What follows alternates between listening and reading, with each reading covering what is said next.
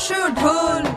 থামলো ঢোলের রব, খোকন মনি ঘুমিয়ে পড়লে শান্ত হলো সব।